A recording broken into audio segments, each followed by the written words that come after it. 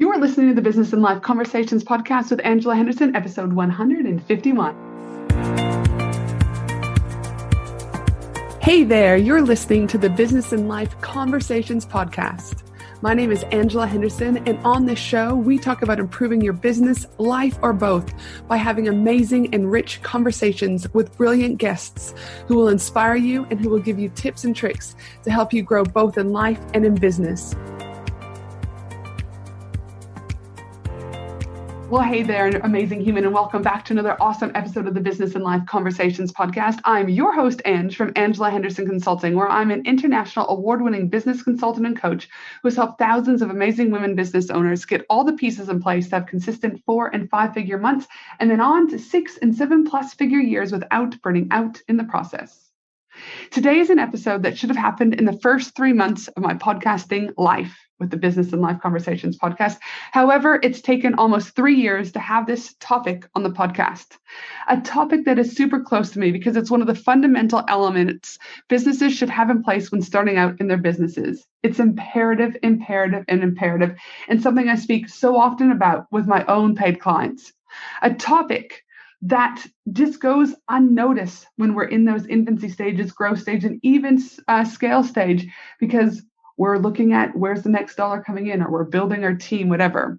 However, the sooner you have this piece in place, the sooner you don't have to depend on other platforms like Facebook, Twitter, Instagram, Pinterest, etc., to have a sustainable business. The topic I'm talking about is SEO, otherwise known as search engine optimization. All I can say is if you run a business, seriously, you need to listen to this episode. SEO is super important. Are you getting that? SEO is super important. And today I bring on the amazing Carl, who is not only a wonderful friend of mine, but also someone who has been doing my own SEO for many, many years and getting, on average, on any given month, my traffic from SEO, search engine optimization, ranges from anywhere from 42% of my traffic to up to 55% of my traffic over the last couple of months. He's an absolute legend in this space. So sit back, because it's an episode talking about what is SEO, what are the benefits of SEO. We also talk about the different types of SEO, if SEO is right for all businesses, and so much more. Seriously, do not miss this amazing episode. But before we get started on this episode is sponsored by my $8 a day, 12-month accelerator program called Coaching Profit Pillars, where I show you how to transform your business so that you can make more money, hell yes to 4- and 5-figure months, reach more people, have more time to enjoy with your family and friends, and put an end to burnout for good.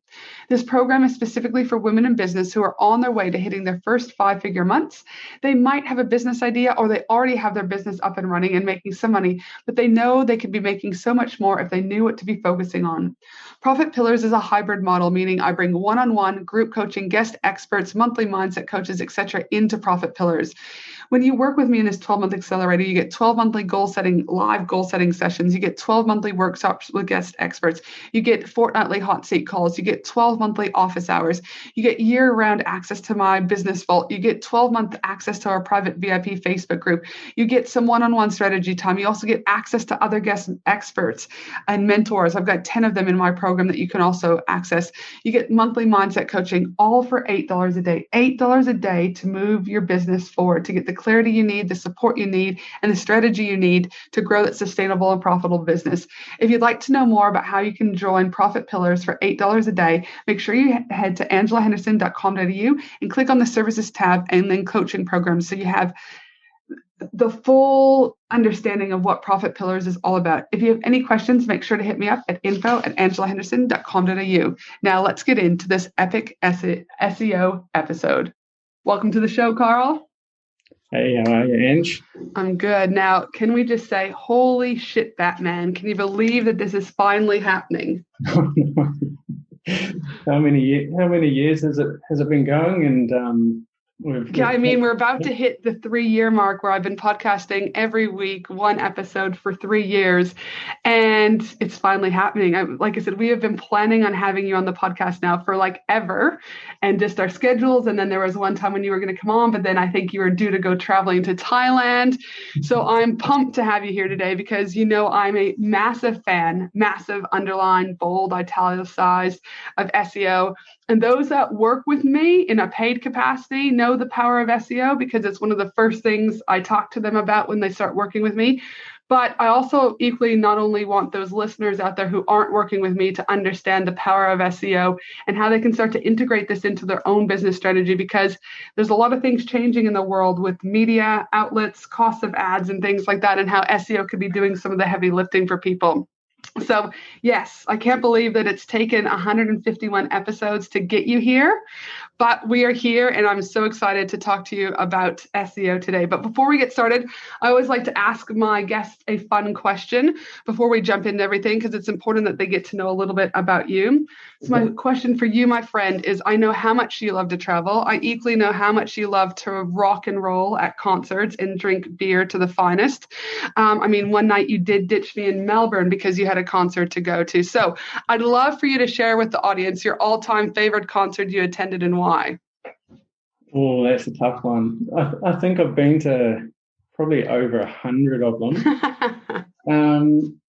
I don't know. I guess I would say the Red Hot Chili Peppers. I went and saw them at Big Day Out years ago, and just because they're my favourite band in the world, and just to be standing in front of a band, and I got up pretty close, but to be standing in front of a band that I love so much was pretty crazy. So yeah, that would be my favourite. Red Hot Chili Peppers, and I feel like now's the opportunity to give a dig back that is really showing your age, Carl. I mean, I don't know how many times I've heard you say that to me, and I think we're 10 years difference in age. You always say, oh, you're getting old, Ange. I'm like, oh, look who's talking now, Red Hot Chili Peppers. I mean, that is back in the day, old school, Carl. So I'd like to say you've officially hit the old age compartment now today, Carl. So I'm actually smiling from ear to ear knowing I can now throw this back in your face. Yeah, that's good. I mean, I think I must have been maybe 25, 24 when we first started working together, 25. Uh-huh. So, I am starting to get on a little bit now. And show your colors. Now, most of my audience, Carl, like I said, my paid audience would know about you because I rave about you all the time. But I would assume that most of the listeners out here don't know a lot about the amazing Carl SEO website, Ninja. So I'd love for you to tell us just a really quick overview about where you started your entrepreneurial journey and what you're up to now. So basically I started at university. So I went and did a business degree and majored in entrepreneurship. And I was always, I went there and there's all these other people around me that were doing the same degree, but they were talking about going out and getting jobs and stuff like that. But I was like, no, I want to get straight into it. And so I started building a little website, which funnily enough was for entrepreneur advice and small business advice. Everything that I was talking about on there was basically just what I was learning at uni. So it was all theory and no practice. But that was kind of where I started to learn about building websites and learned about SEO.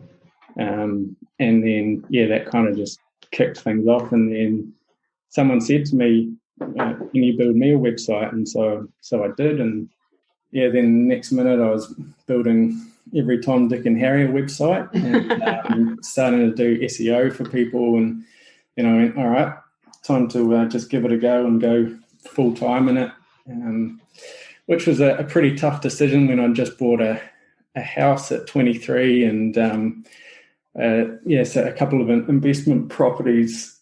So it was a lot of expenses and not much income, which was pretty tough, but that's where it all started. It all started. And now what are you doing today? So you obviously started with the entrepreneurial advice earlier on. You started building websites. You still continue to build some of the best conversional websites. And that would be a podcast for a whole nother day, because I'm very big about equally having a converting website, not a website that looks pretty. I give two fucks if the website looks pretty. I want websites that convert. But you're doing websites, but now you're also an SEO strategist. Yep. Yeah. So we've got both. Obviously, both of those really work well together. Yes. So I have been doing sort of SEO from the start, but only taking on a few clients because there was only so much I could handle while building, building all these websites. But then we started to build a team and take on more and more clients, and I've actually got my partner has joined me in the business, and she's now managing the SEO clients and doing a bloody amazing job. Yes, she is. Yeah. And so again, pretty big, like you said, 23, you start the journey. Now, again, we won't go into age, but you're getting mighty old, my friend. And we're here. So SEO, I just really want to start off by saying to the audience that SEO is pretty much a fucking beast. We could be here, Carl and I, for 8 hours, and we're going to barely touch what we need to touch upon. So today is we will jam pack as much as we can. But today, I really just want those out there who don't know much about SEO, or maybe you have SEO and you think you have SEO. You know, Carl, when I first met Carl, he actually was looking at my e-com business, and he's like, you do know that your SEO people are just taking about $1,500 a month and not actually doing anything, right? And so for me, this is about you giving Carl, the audience, an understanding about SEO so that they have that better foundational element about the concept of it. My lesson that I learned earlier on is that in business, you need to know all aspects of your business. You don't need to know you don't need to be doing the doing, but you need to be able to call someone out that if they're doing your SEO strategy, that you're able to actually understand the strategy that they have in place, but equally be able to look at the back end and ensure that they're doing what they say they're doing. So today is really just, like I said in the title of this podcast, SEO one-on-one, giving you the very bare minimums about what you need to start understanding, because it is a topic that is quite complex. So let's start off with that, Carl. Can you define to the audience what is SEO? All right. So obviously it stands for search engine optimization, which not everyone might know, but basically it's what we call the art of increasing the quality and the quantity of website traffic through non-page search engine results. So a lot of people kind of think of SEO of just, getting as much traffic to the website as possible. But we're all about buying traffic to the website. So people that are actually going to take action and buy your products, or sign up for your course, or inquire about your services. So it's pretty important to get a real good understanding of not just what people are searching for, but why they're searching it. Mm-hmm. So I guess to sort of use an example of how SEO works, so say you're selling coffee beans and there's thousands of people searching for buy coffee beans online each month. You obviously want to be the first website they see. So those people are going to your website and buying your coffee beans, not your competitors. But yeah, essentially we do SEO to put more money in your pocket and grow your business, get you more exposure for your brand, and basically it sort of allows you to get in front of people who have never heard of you but are looking for what you sell. And I mean, we've had results like taking people with monthly sales from 7,000 per month to 45,000 a month in a couple of years, for a company that sells casting and molding materials, $0 a month to 10,000 per month in a year for a skincare brand. So you can start to sort of see how powerful it can be if it's done right. And obviously, if you're the right you're targeting the right people where it's, where they're looking for what you're selling. Also, the importance of SEO is the analogy that I always use is people are in the underwear scrolling Facebook, and you see thousands of different posts per day as you scroll, from family members to things in Facebook groups to ads, etc. And you really have to have some, what I call disruptive marketing. You really have to have a Facebook ad that's going to make people stop the scroll. Yeah. And you also not only need to get them to stop the scroll while they're watching Netflix, have their toddler screaming in the background. They might be on a conversation with their partner and they're scrolling. Because let's be honest, we all are multitasking for most part of the way the world works, unfortunately. All right. And so SEO is one of those things that when people actually go to Google, they are in that much pain or that much need for finding whatever it is that you potentially have to offer, that you have the power to be in front of them right off the bat on that page one scenario if you choose to put in an SEO strategy. But in addition to that, they're more likely to then convert because they're going there because they want to go there versus them sitting on there and they may or may not want what you have on Facebook that night. Yeah. The example that I use is when my brother unfortunately passed away a few years ago, is that he, like, when I went looking, I didn't go onto Facebook to look for a plane ticket. No. I went to Google. My credit card was already out, and I needed to find the cheapest route at that stage because there's no point trying to get home the quickest route because he'd already passed. But they already pretty much had my sale, Carl. I just had to find the right route, relatively inexpensive, and pay them the money. So SEO is a different way to market to people because, again, they're in that much pain. They need you and they want your solution. Is that an accurate reflection? Yeah, I couldn't have said it better myself. So that's it. Like, that's the thing that we love the most about SEO is it really is people that are actually searching for you. Like, they're actively looking for what you've got to sell. So you're not kind of just having to force it upon them. Mm-hmm. Again, well, it does the selling for you because they're the ones looking, right? Yeah. Now, as we mentioned earlier on, is that there are so many different layers to SEO. There's like people, I think that it's just like a one-dimensional. Well, actually, it's like 952 dimensions of SEO. But for today, we're going to try and keep it as simple as possible. But can you explain these different levels and how they work together? Yeah, I guess, we'll try and condense those 900 different factors into three main factors that Google looks at when they're deciding which pages to rank first. So, yes, those are relevance, authority, and user experience. So SEO is about basically giving Google what they want, which in general is also what your customers want. So the first one is relevance. So Google wants to display content that's relevant to the keyword that people search for. So if somebody searches Google for coffee beans, they expect to find pages about coffee beans, not cats. So to make sure that Google knows that your content is relevant, it's probably a good idea to use the keyword that they're searching for in the copy at least a couple of times. So places like the main headings, subheadings, inside the content, SEO titles, and we can go into lots of different details about how to do that. Mm-hmm. But you also got to keep it natural because it's got to read well for users as well as for Google. Mm-hmm. And Google's actually getting a lot smarter at working out how relevant your page is to the user. So in the olden days, back when I was young and things were pretty new, Google was basically like you could just stuff your pages with keywords and put it in there a bunch of times. Even if the page had no other relevance, it would still rank. But Google obviously doesn't want that, so they've got smarter and smarter at working out what the page is about. Mm-hmm. So we also need to look at like what other words Google associates with that keyword. So words that I guess are topically relevant. So if people are searching for coffee, Google might expect you to also mention words like beans and grind, caffeine, roast, things that are relevant to it. You want to make sure that you're talking about those things on the page. Mm-hmm. And so obviously that's because that's what the user would expect as well. So Google's all about trying to provide the user with the best experience.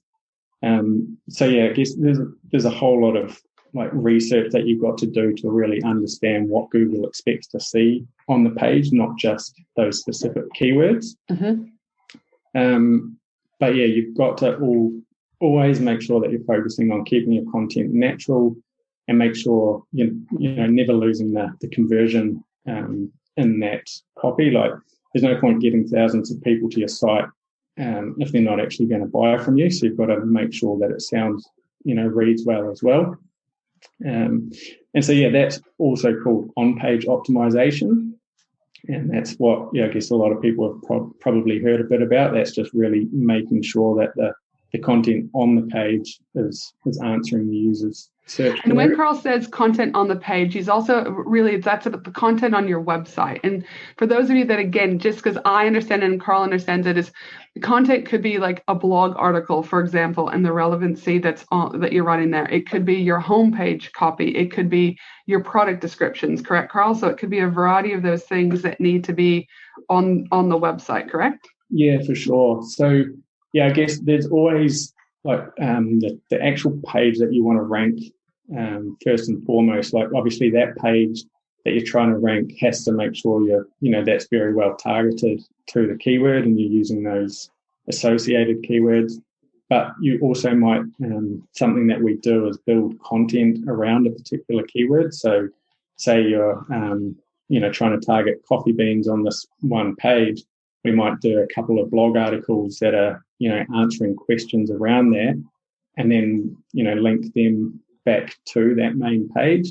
Mm-hmm. And that kind of tells Google that it's not just this one page that's relevant to their search, but people are actually, are going to find all this other information on your website, and that's just another signal to Google that you are a good, that you're, I guess, an expert on that particular topic.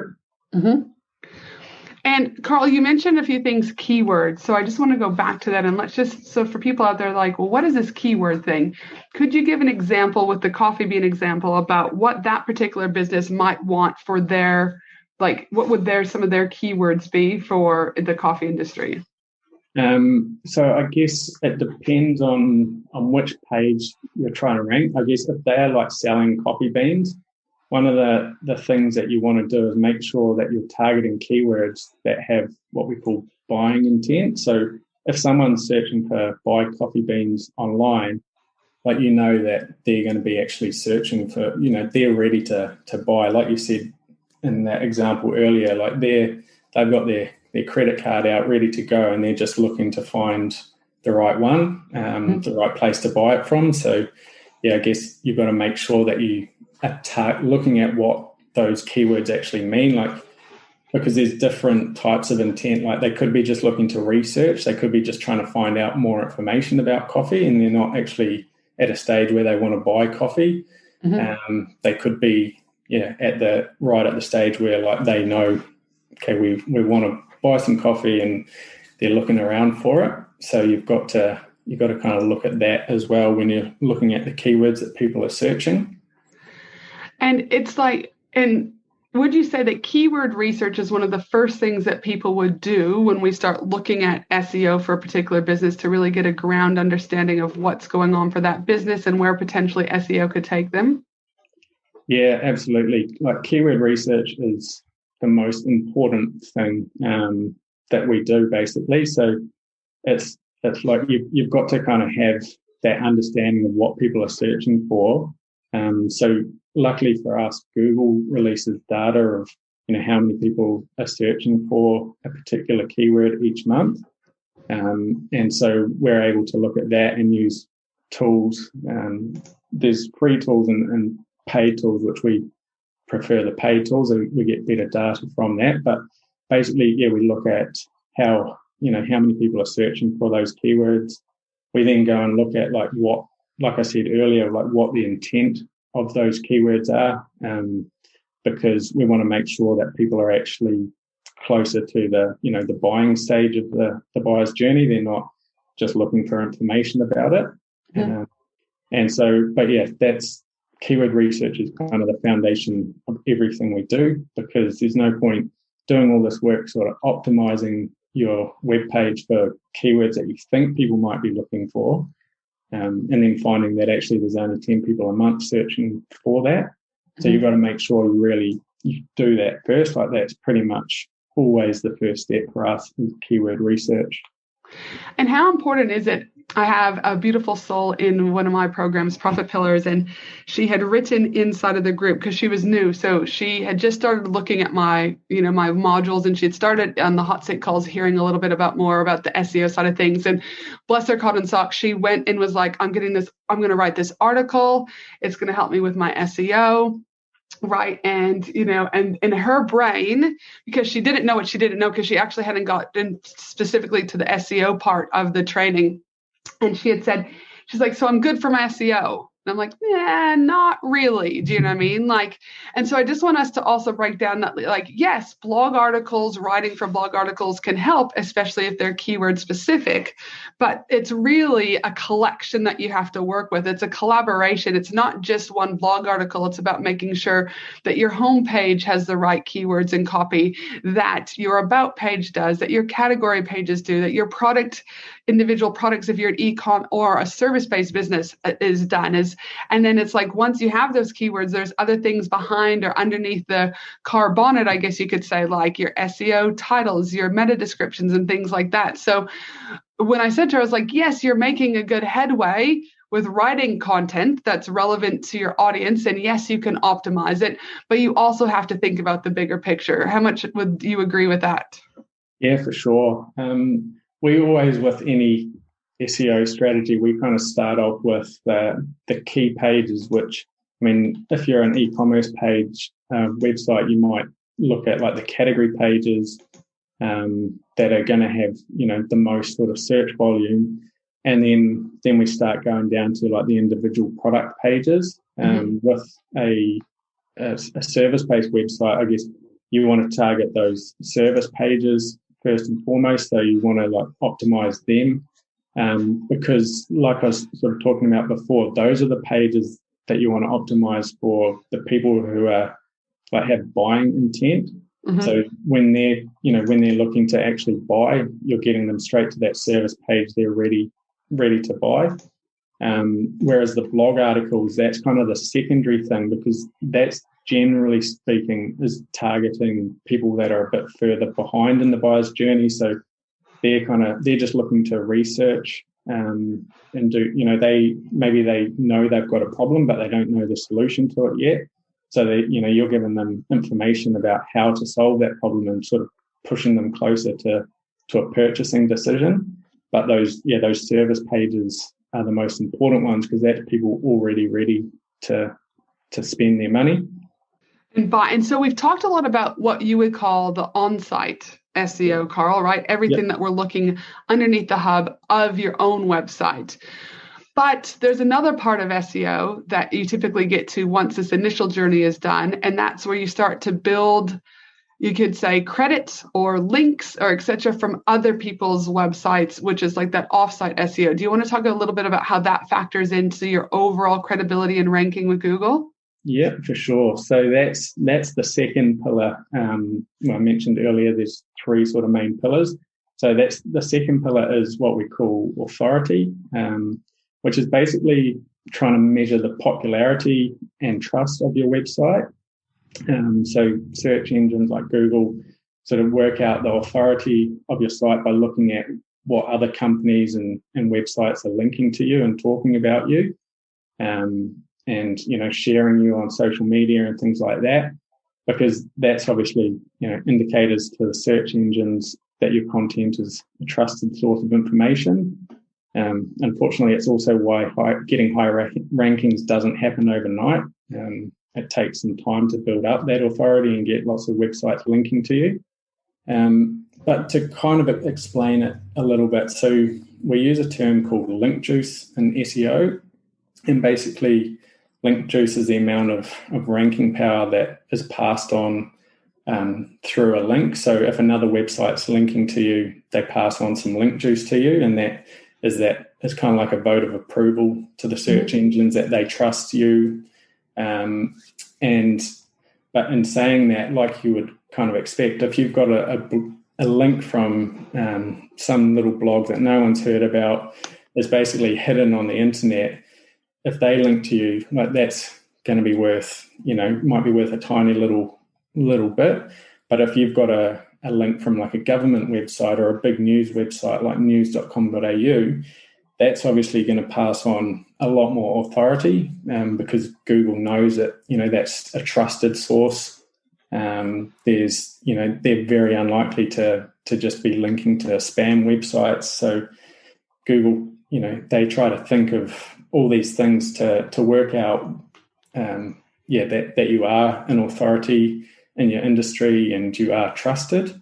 So that's what we've got to kind of do is go out and you want to be, getting featured on blogs and talked about in blog articles and stuff like that on high authority websites.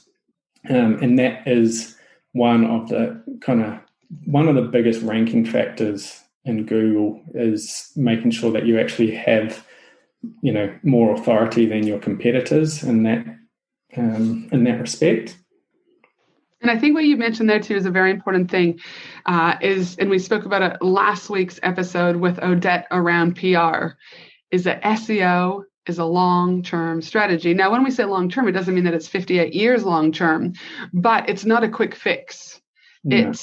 It's again, because of the different layers, and what we were talking about with Odette last week with PR, is that it takes time to build relationships with the journalists and the PR, publicists, et cetera, to get your name out there. It could take 5 or 6 months before they can even write an article, because if they're running a magazine, it could be they're like a 3-month advancement, right? So again, people don't just go, okay, yep, SEO, quick, I've ticked that box, or you think you've ticked that box.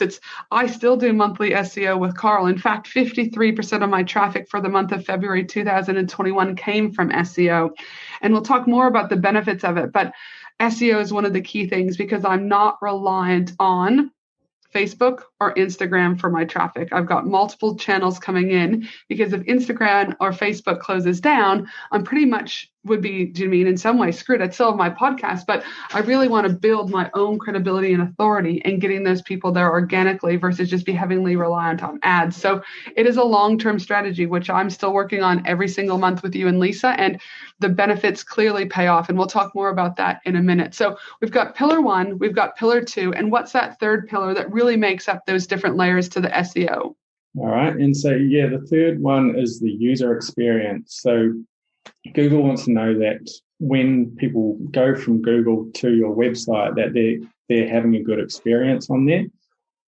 They should be able to find that info that they want fast, because there's no point getting people to your website if they can't find what they're looking for, or they'll just turn around and head back to Google and search for someone else. And if people do keep leaving your website and going back to a different page, Google will quickly drop you out of the rankings, because if they don't do that, like essentially, if people can't find what they want when they're searching in Google, then Google's going to go out of business. Like, that's why Google has got so big, because they've been really good at showing people the results that they want.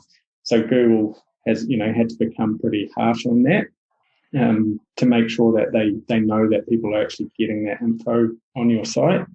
So I guess there's a few different things that come into play here. Like, you've got web design and development. This is sort of where they fill in that gap. So I guess you want your site to look good, but more importantly, you want it to feel good. So you want to optimize your menus and have good, what we call internal linking throughout the site, so that people can continue to get more information and stay on your site longer. And they can just navigate your site really easy.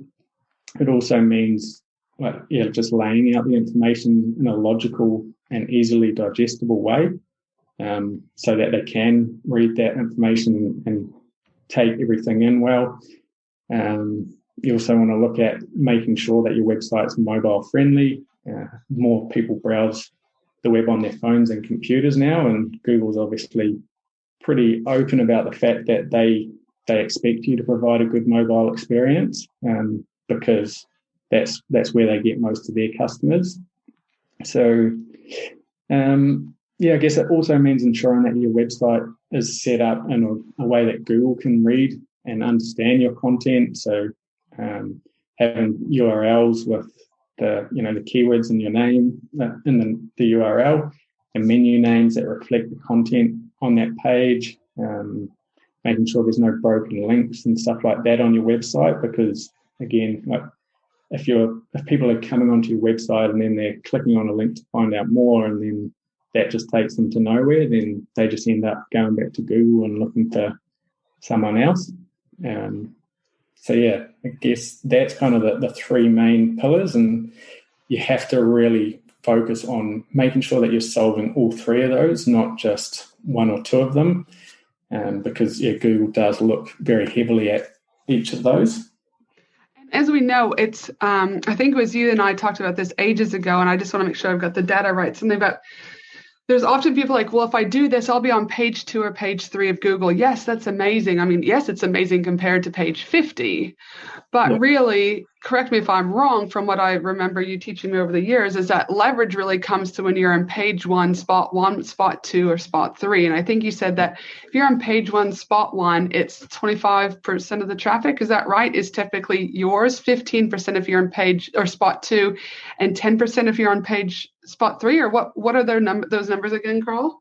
So I'd have to go back to those numbers, because I've got Lisa handles all of that stuff, but that's around about the figures. But basically, if you're not in the top 5, you're going to get like, if say you're in between positions 5 and 10, you're only going to get basically a dribble of what's available with, the amount of people that are searching. Whereas when you're in that top 3, you get a good percentage of it, because most people just, as long as they see something that stands out to them straight away, they're going to, they're not going to keep scrolling further. So that's why, like, often we've had, I think even maybe with you, we had like some keywords that were sitting at around 4 or 5, and you see like, all right, should we jump on and look at, to start targeting these other pages? And I said, well, we can obviously, but if we get those pages into, spot 3 or 2, which, takes a bit more work, because as you're, going from position 5 to position 3 takes a lot more work than going from, position 12 to position 9. And so, but the amount of traffic that you get from going from spot 5 to spot 3 is just like huge. So you've got to just kind of not be satisfied with being like, yeah, I'm on the front page, that's all good. Like, we've got to get you in that top 3 spots.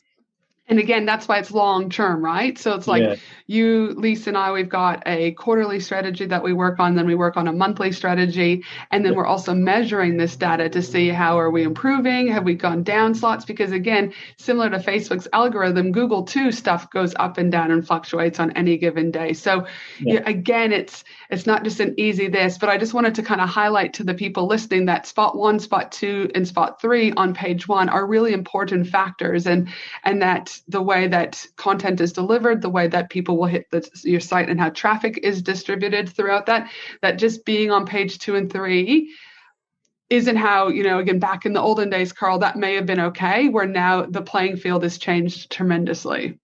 Yeah.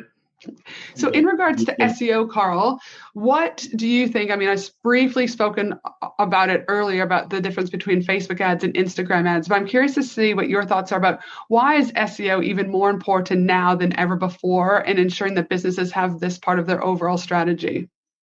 Well, I guess, there's more and more people are using search engines in their daily lives to find everything from restaurant recommendations to skincare products. And your target audience is probably searching for products or services like yours. So, I guess that's the big thing, is that's continuing to grow. Also, some of you might have heard of COVID. It's obviously caused a pretty devastating loss for a lot of bricks and mortar businesses, especially. And it's forced a lot of businesses to move online.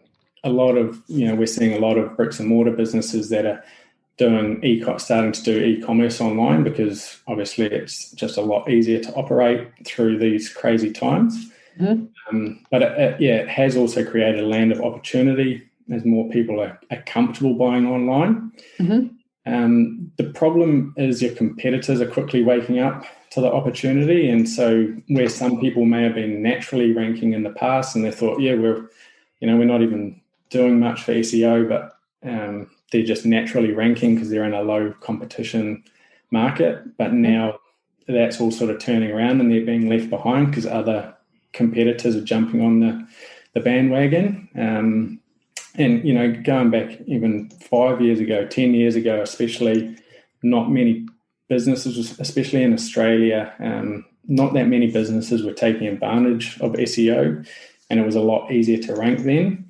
So I guess the longer you leave it, the further behind you might get, and the harder it becomes to actually catch up.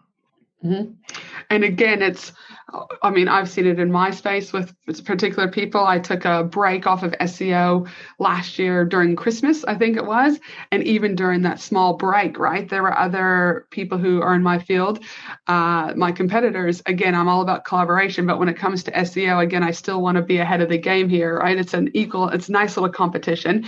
And again, they overtook me in some of those keywords, right? So it's like, if you take the pedal off, that's okay. But other people might be doubling down on that strategy too, right? So then you've got a, again, long-term strategy. Now, that's the important element too. And like I said, is now than ever before, you've got, Facebook in a fight with Apple, for example, what data is going to be showed for retargeting, what isn't going to be retargeted. You've got cost of ads going up on Facebook, and it's getting even harder to go there. Not to mention if you've got a high and product and the amount of time it takes to get someone through the buyer's journey. Whereas again, if someone is searching in SEO for something in specific, it might be a high ticket item, but they more likely might be able to buy quicker because of the fact that they've made that decision already, versus you having to bring them on that journey. So again, I can't emphasize enough about the importance of SEO than ever before. Now, the other thing that I want to talk about, though, is the importance of it. But what have you seen in your years, I use that plural, Carl, of doing this? Have you seen the benefits a business can see when they use SEO in a strategic manner? Well, I mean, obviously, like one of the big ones is more sales. So like I mentioned earlier, people can more than 10x their sales through SEO when it's done right. Then that creates all sorts of opportunities for growth, to grow your business, to have a better life at home for your family and things like that. So that's a pretty major sort of overarching one. I guess there's the potential for a high return on your marketing investment. So like we've spoken about already, you get people to your site that are actually actively looking for what you're offering rather than sort of forcing yourself upon them. And that's not to take anything away from Facebook ads and things like that, but often that's kind of, you're sort of pushing your product or your service in front of them, like you say, when they're not necessarily looking for it. And both strategies, don't get me wrong, can have amazing results, but that's what we love about SEO, and that's why we chose to stick with SEO, because I guess that's kind of who I am as well. Like, I don't like pushing myself on people. I'm kind of take it or leave it. This is what we do, and if you're looking for that, then let's chat and let's help you move forward. Another one would be more brand exposure, which I guess is pretty big for small businesses. And so people who have no idea you exist can discover you when they're searching for what you sell. So that's the beauty of it, is that you don't have to be a big name to thrive in search and get yourself in front of lots of people. Because people are just looking for a specific product or a service, and if you're there, then they're going to find you, even if they've never heard of you before.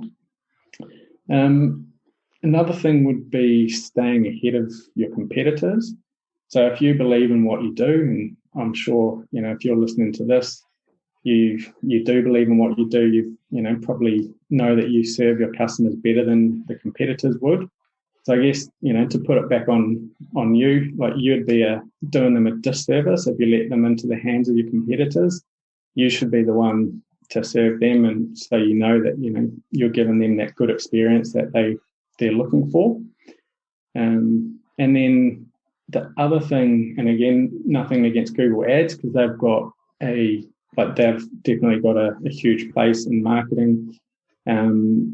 But what I like is that when people search in Google, what you'll find is that a lot of people, look straight past the paid ads, because a lot of people don't even realize until I mention that, but Google says ad next to the search result for the paid ads. So a lot of people find that they just naturally scroll straight past the ads and go down to the organic search results, so the ones that are naturally ranking. And so, that's something that I think, has the benefit of getting more traffic for each keyword. I mean, seriously, so many good benefits, right? And like you said, the one about Google Ads definitely have a place, right? And they work really well for some organizations, but you still can't take the truth when it's like, a lot of times I'm exactly that. It's like, okay, great, ad, boop, what's actually organically in front of me, right? And that's obviously because I know what I know, but I'm not looking at those ads. So again, being able to really focus on getting you in that spot 1, 2, or 3 is going to be to your advantage if so many people are just going past those ads and just carrying on from an organic point of view. But would you say, though, Carl, SEO, is it good for every business, or is that it depends? It definitely depends. It's definitely important for a lot of businesses, but not all.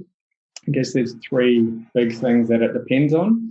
and that's like how many people are searching Google for what you sell, how much your offering is, and then also how difficult it is to rank for those keywords. So, when we look at how many people are searching Google for what you sell and how much your offering is, like if you've got a $10 offering and there's 50 people searching for it each month, like you're probably not going to get much return out of that investment. It's probably not that worthwhile. But if you've got that high ticket $10,000 offering and there's 50 people per month searching for it, that's going to look a lot more enticing.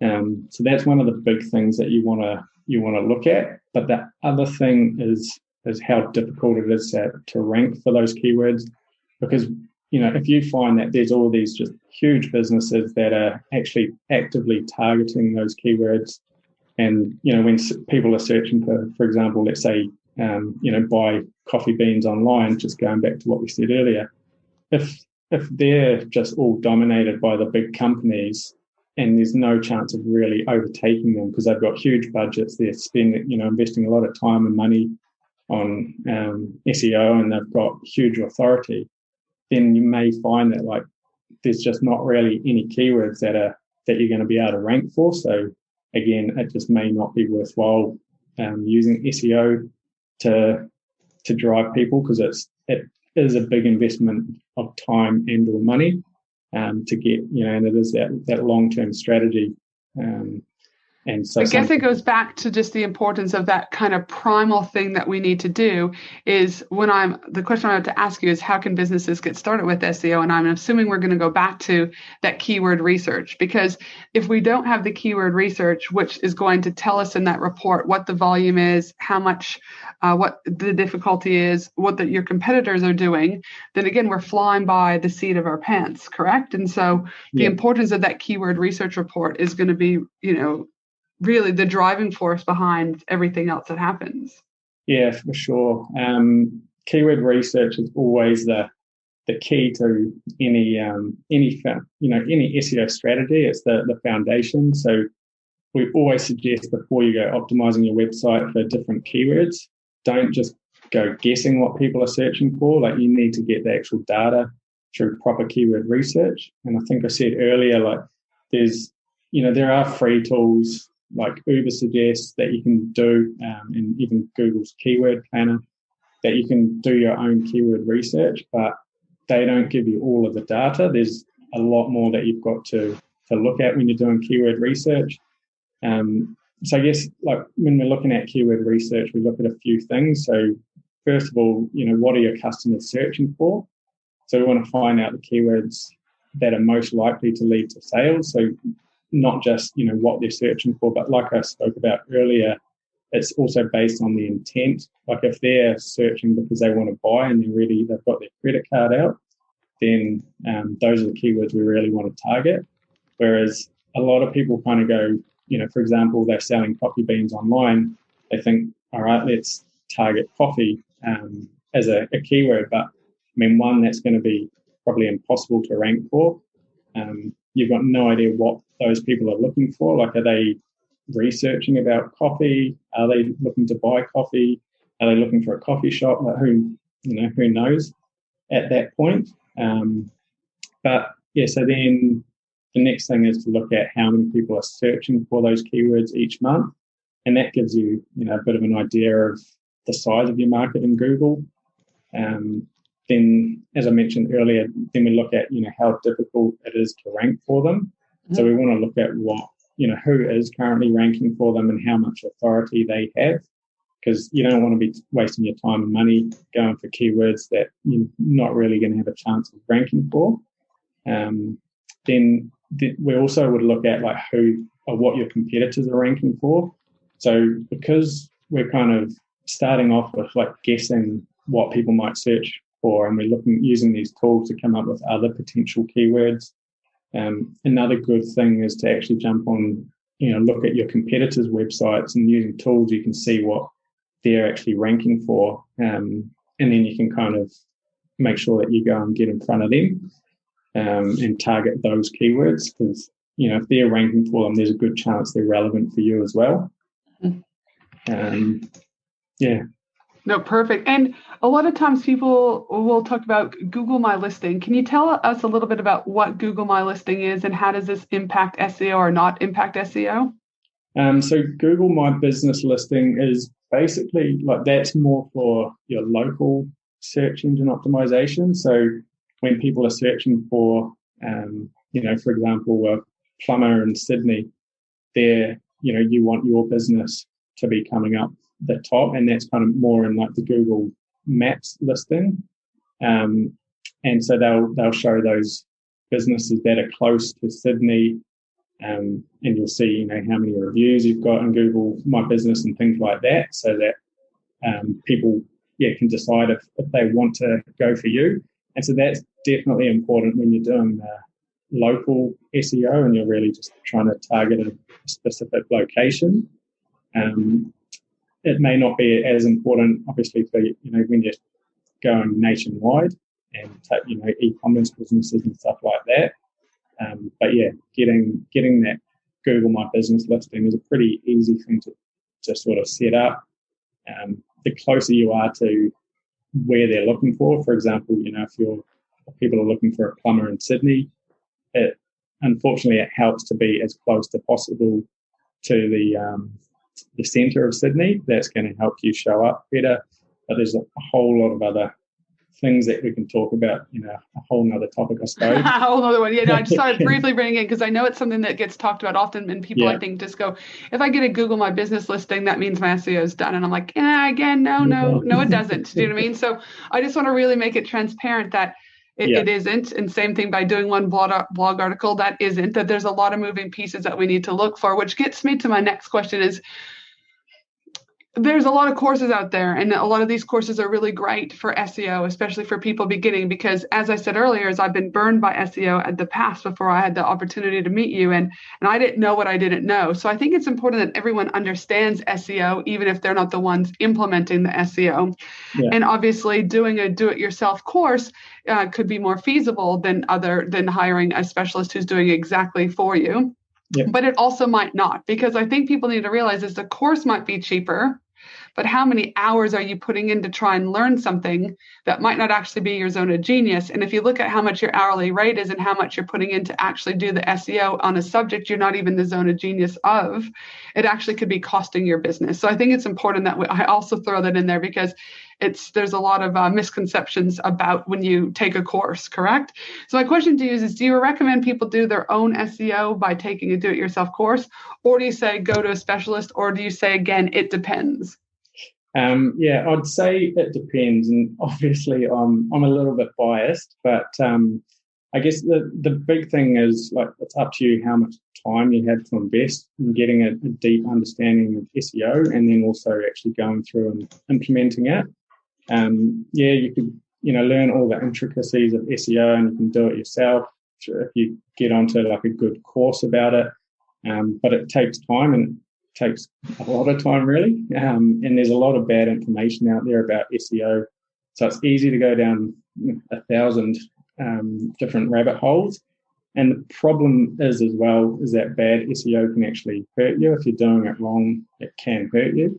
Mm-hmm. So, make sure that you are learning from a good source. Like there's Backlinko, is someone, Brian Dean, that we trust. And if you're going to look in DIY for SEO, you can look down that thing. But I'm a big believer, like you said, in focusing on your zone of genius. And to me, I kind of, like I said, I'm biased, but I believe in continuously improving your own product or service offering. You've probably got a kick-ass service or product, and that's why you went into business in the first place. You saw an opportunity to do things differently or to do things better. And so I guess you've just got to ask yourself that question of, like, is learning about and implementing SEO the best use of your time? Mm-hmm. Or, can you hand that over to someone else who does kind of already understand SEO to a high level, that's got a team that can do all of the different moving pieces? Because otherwise, does it end up just taking you away from doing what you do best and working on improving your offering? But yeah, it's definitely, I know that, that it is quite an investment when you're looking at investing in SEO on a monthly basis. And so there's a lot of people that can't necessarily afford that in the beginning, especially. And so, I guess there's, if you can learn the basics, learning a little bit about keyword research and how to sort of implement that, and just keeping things as natural as possible, so you're not doing anything spammy or anything like that, and you can just start slowly building up naturally. But yeah, I guess again, people do have to look at where they're at, what's more important, all of those things. But for someone who, as a business consultant, that this is one of the primary foundational elements that I teach to my clients. Some people get it, other people don't. And that's okay, because I'm all about just planting the seed. But when people start testing with Facebook ads, Google ads, Pinterest ads, Clubhouse, and everything else, and they start to see little return on investment, or they're getting people in, but they're not actually qualified people who want to buy, again, people start to go, maybe I should try that SEO thing that Ange has been kind of, planting the seed on for a very long time. And as someone who has, like I said, on any given month, 42 to about 55% of my traffic comes from Google on any given month. That's it's something that I am where I am in business because of the strategy that I've included in this, in my overall business strategy. And I know we mentioned keyword reports because it's the starting point. And Carl, you're one of the biggest givers I know and have known in a very long time. You got a very huge heart. Also, that my big mission is to make sure that additional 2,500 women between now and 2025 actually get the tools, community, and resources they need to grow sustainable businesses. And I know you've got something up your sleeve that you're going to share with us in regards to how businesses can have the opportunity to work with you and get that keyword research done as an initial starting point for SEO. Could you share that with us?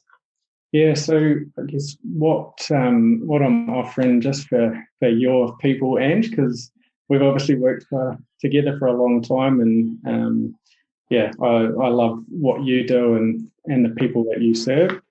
We've just got 50% off for the keyword research report for all of your listeners. So that's awesome. Essentially, that's going to be, it just depends on how many different pages or different service offerings you need to do keyword research for.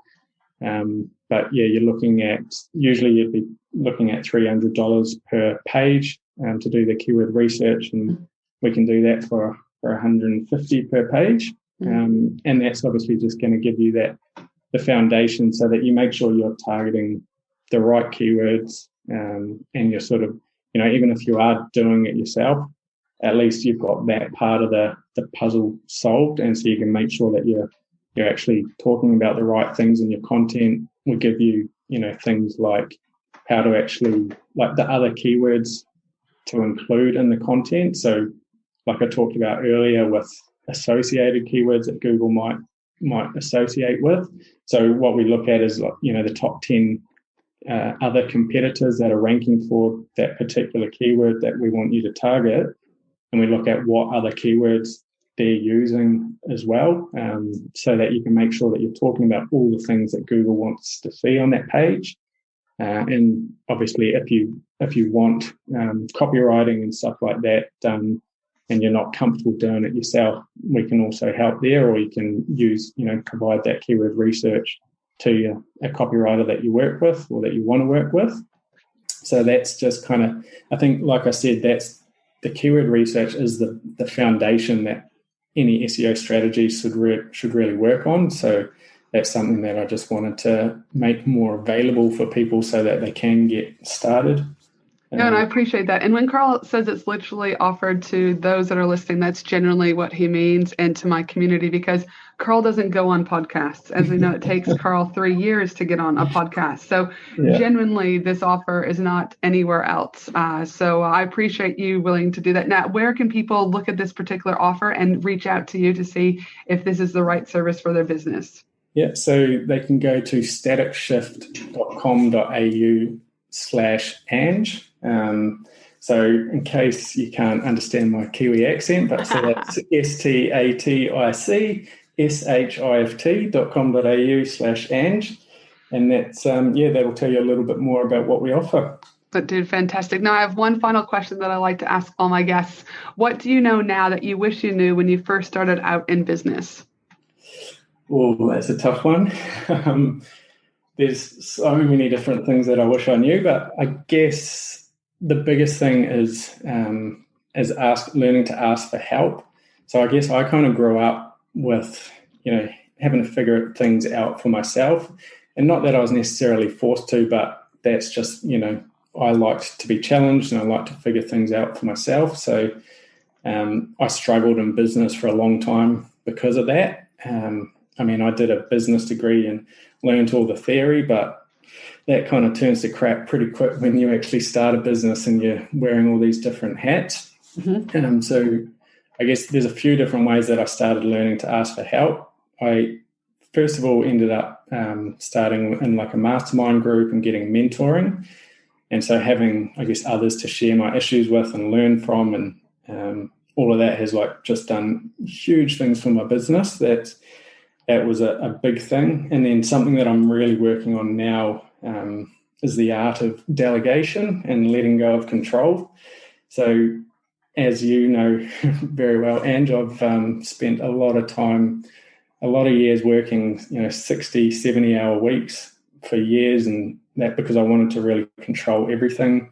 I'm, humble brag, but I knew I was good at what I do. Yeah. But I kind of just held on to everything, and even things that I wasn't necessarily the best at, and I wasn't in my zone of genius. I was handling all these things that just because I was like, I didn't trust anyone else to do them because no one else loves your business like you do. But I quickly became a bottleneck and just found that like I was letting my team down, which also stopped me from serving more people.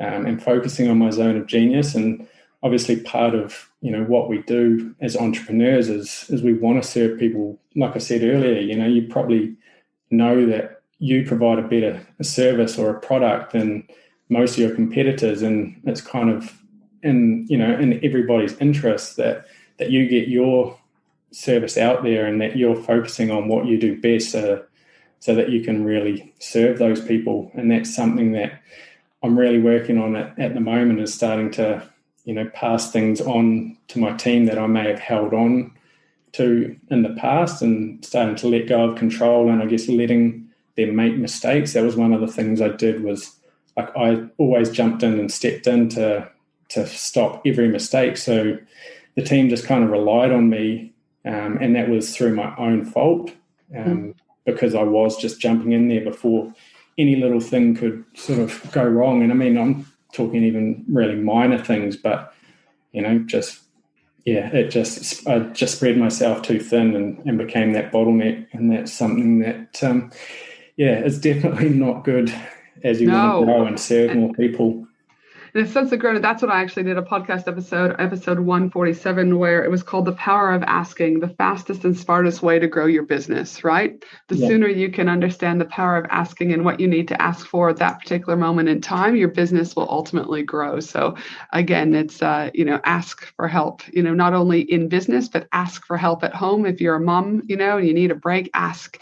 If you don't ask, people can't read your mind, and actually you're the problem, not anyone else, right? So it's so important to ask. Now, Carl, thank you so much for giving up your time today. I really appreciate you coming on board. You are one of my favorite humans, so I appreciate spending some more time with you. Too bad it wasn't face-to-face, but one day soon, hopefully with the Kiwi borders opening to Australia, we will get to hang out again, and hopefully you don't ditch me to go to another concert, but that's another story for another day. So thanks for that, Carl. I appreciate that. Give my love to Lisa. But for the rest of you, please remember that my team and I will be putting the whole transcription for this episode over at angelahenderson.com.au, where we'll include within the show notes the links so that you can get your keyword research done by Carl and Lisa. We'll also give you all of other Carl's links that he's mentioned here today. And for the rest of you, I look forward to you joining me again next week for another amazing episode of the Business and Life Conversations podcast. Thanks so much, Carl, and have a great day. Thanks, Ange. Thanks for listening to the Business and Life Conversations podcast with Angela Henderson. www.angelahenderson.com.au